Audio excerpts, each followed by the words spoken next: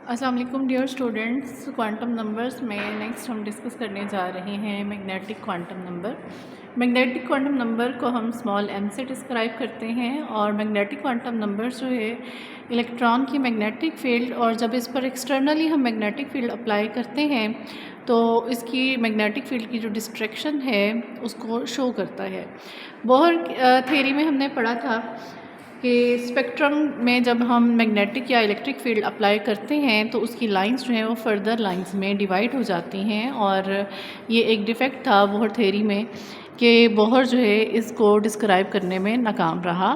तो in fact in the absence of magnetic field सब shells जो हैं वो इवनली डिस्ट्रीब्यूटेड होते हैं 3 डायमेंशन में। जब हम इस पर एक्सटर्नल मैग्नेटिक फील्ड अप्लाई करते हैं तो इलेक्ट्रॉन्स जो हैं उस फील्ड को अट्रैक्ट करते हैं या रिपेल करते हैं, या उनके ऑर्बिटल्स पर उस फील्ड का कोई भी इफ़ेक्ट नहीं होता। तो इस बिहेवियर को मैग्नेटिक क्वांटम नंबर जो है वो डिस्क्राइब करता है।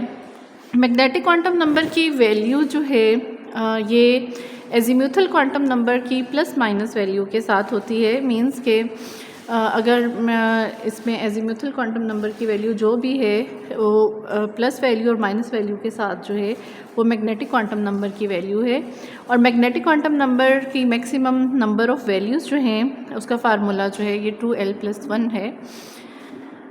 जब l की वैल्यू 0 है तो मैग्नेटिक क्वांटम नंबर की वैल्यू 0 है, और ये s ऑर्बिटल को शो करता है। और 0 शो ये करता है कि जब हम इस पर मैग्नेटिक फील्ड अप्लाई करें तो s ऑर्बिटल किसी भी किस्म की डिस्ट्रैक्शन शो नहीं करता, क्योंकि ये स्फेरिकल सिमेट्रिकल है और मैग्नेटिक फील्ड का इस पर कोई भी इफ़ेक्ट जो है वो नहीं आता।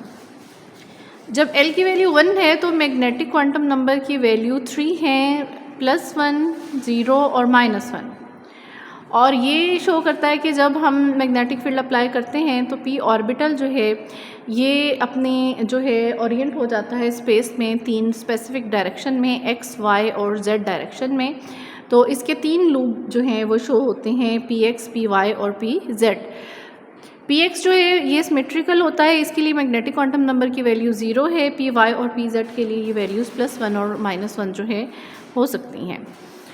इसके बाद हम देखते हैं कि जब l की वैल्यू 2 है तो m की मैक्सिमम इसकी जो है 5 वैल्यूज़ होती हैं, 0, +1, +2, -1 एंड -2।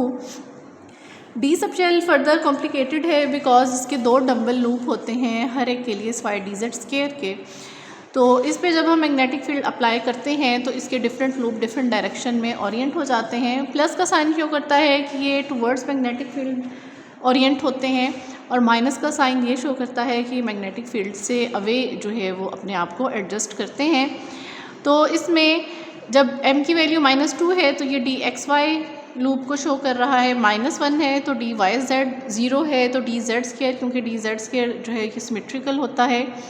जब इसकी वैल्यू +1 है तो ये dxy xz को शो करेगा, और जब इसकी वैल्यू +2 है तो ये dx² -y² को शो करेगा। और ये 7 वैल्यूज़ हैं। जब इसमें l की वैल्यू 3 है तो ये शो करता है f सब शेल को, और इसके लिए इसकी 7 वैल्यूज़ हैं।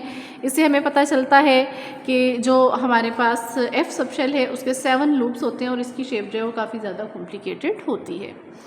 तो इस तरह से जो मैग्नेटिक क्वांटम नंबर है ये जब हम मैग्नेटिक फील्ड अप्लाई करते हैं तो इस पे ये शो करता है कि जो ऑर्बिटल्स हैं या जो सब शेल्स हैं वो अपने आप को किस तरह से ओरिएंट करते हैं।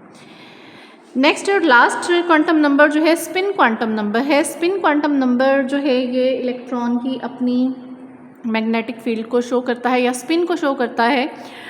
अब आपको पता है कि इलेक्ट्रॉन जो है ये ना सिर्फ ऑर्बिट करते हैं अपने शेल्स में, बल्कि ये एक स्पेसिफिक डायरेक्शन में स्पिन भी करते हैं। जैसे हमारी अर्थ जो है वो रोटेट करने के साथ साथ ये स्पिन भी करती है अपने एक्सिस के गिर्द। इसी तरह से इलेक्ट्रॉन्स जो हैं इनकी भी मैक्सिमम 2 डायरेक्शन है। अब ये इलेक्ट्रॉन जो हमने शो किया है ये इस तरह से जो है ये क्लॉकवाइज डायरेक्शन में एंटी क्लॉकवाइज डायरेक्शन में जो है वो स्पिन कर रहा है, अपने एक्सिस के गिर्द घूम रहा है।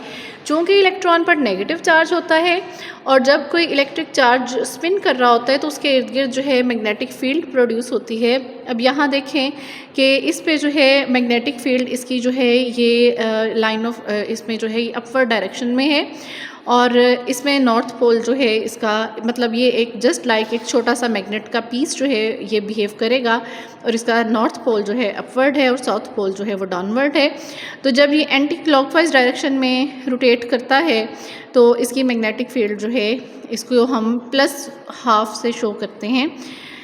अब हमने देखा था कि हर लूप में मैक्सिमम 2 इलेक्ट्रॉन स्टे कर सकते हैं, जैसे एस सब शेल है उसमें भी 2 इलेक्ट्रॉन हैं। तो ये 2 इलेक्ट्रॉन जो है चूँकि ये सेम चार्ज रखते हैं, एक दूसरे को रिपेल करते हैं, तो इनके लिए एक ही ऑर्बिटल में एकोमोडेट होने के लिए ज़रूरी है कि अगर एक इलेक्ट्रॉन जो है ये एंटी क्लॉकवाइज डायरेक्शन में रोटेट हो रहा है तो दूसरा इलेक्ट्रॉन जो है ये क्लॉकवाइज डायरेक्शन में रोटेट होगा। ये क्लॉकवाइज डायरेक्शन में रोटेट होगा तो अब आप देखें कि इसकी जो मैग्नेटिक फील्ड है ये ऑपोजिट प्रोड्यूस हो रही है। अब इसमें नॉर्थ पोल जो है वो डाउनवर्ड है और इसको हम -1/2 से शो करते हैं। तो ये दोनों इलेक्ट्रॉन जो हैं इकट्ठे तभी रह सकते हैं अगर ये ऑपोजिट डायरेक्शन में रोटेट करें और इनकी मैग्नेटिक फील्ड जो है वो ऑपोजिट हो। तो इस तरह से इसकी 2 ही वैल्यूज़ होती हैं स्पिन क्वांटम नंबर की, एक +½ और दूसरा -½ इसमें हम जो रेफरेंस लेते हैं प्लस और माइनस का, ये हम अर्थ की मैग्नेटिक फील्ड से लेते हैं। अर्थ जो है ये इसकी भी अपनी मैग्नेटिक फील्ड है और अर्थ जो है ये एंटी क्लॉकवाइज डायरेक्शन में रोटेट करती है। दैट इज़ वाई कि इलेक्ट्रॉन की एंटी क्लॉकवाइज डायरेक्शन जो है उसको हम जो है +½ लेते हैं और जो क्लॉकवाइज डायरेक्शन है उसको हम -½ लेते हैं।